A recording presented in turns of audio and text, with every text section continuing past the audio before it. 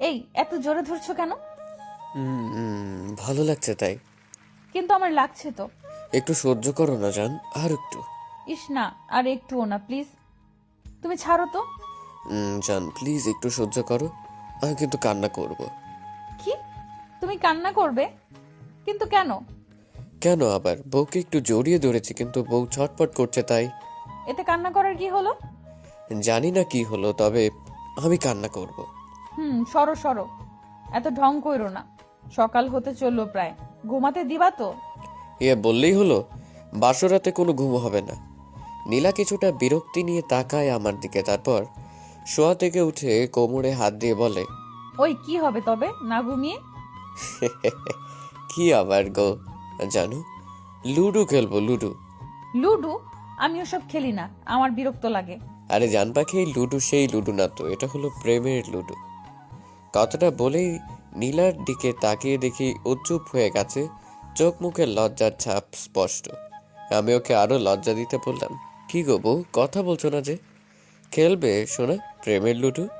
ছি, তুমি কিন্তু এখন খুবই বাজে কথা বলছো। হো মা, আমি আবার বাজে কথা বললাম কখন? এই যে লুচিদের মতো বলছো প্রেমে লুডো খেলবে, জানো আমার বাবা পুলিশ অফিসার।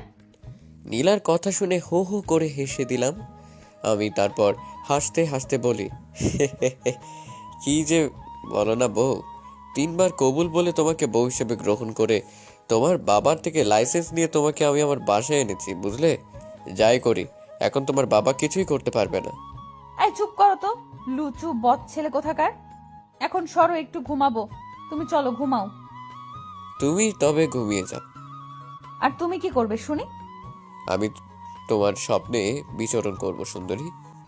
থুর, কি পাজির সাথে বিয়ে হলো আমার, শুধু লজ্জা দেয়। এসো তো আমার সাথে ঘুমাবে। কথাটা বলেই নীলা আমার হাত ধরে হ্যাঁচকা টান দিতেই ওর উপর পড়ি আমি, আর আমার নিচে নীলা। আহ, ভালোই লাগে বউয়ের বুকে শুয়ে থাকতে, কিন্তু সুখ বেশিক্ষণ রইল না। নীলা চিৎকার করে ওঠে। আজ তৌফিক ওঠো ওঠো, মনে হচ্ছে ভর্তা লেগে যাব আমি। দ্রুত নীলার উপর থেকে উঠে পাশে বসে পড়ি, তারপর ধুর, এভাবে কেউ চিৎকার করে? বাইরে কেউ শুনলে উল্টাপাল্টা ভেবে নেবে। নিলে তো কি করবে শুনি? জানো তোমার ভার নিতে আমার দম বন্ধ হয়ে আসছিল। বুঝেছি সোনা, সরি, প্লিজ রাগ করো না, আর কখনো হবে না, প্রমিস। এখন কি ঘুমাবে নাকি জেগেই থাকবে? না মানে, কিসের মানে মানে করছো? আজ আমাদের বাসরাত, একটু আদর তো করবে নাকি? ইস, শখ কত! আমি মেয়ে হয়ে নাকি ওকে আগে আদর করব? কথাটা বলে নীলা দ্রুত শাড়ির আঁচল দিয়ে মুখ লুকোতে ব্যস্ত হয়ে পড়ে, আর আমি অবাক চোখে তাকিয়ে থাকি নীলার দিকে। আসলে কি নীলা আমার গ্রিন সিগন্যাল দিল? এসব ভাবছি এমন সময় নীলা আবারও বলে, এই বর, তুমি কি আদর করবে নাকি আমি সত্যি সত্যি ঘুমিয়ে যাব? হেই না না বউ, এই যে করছে করছে।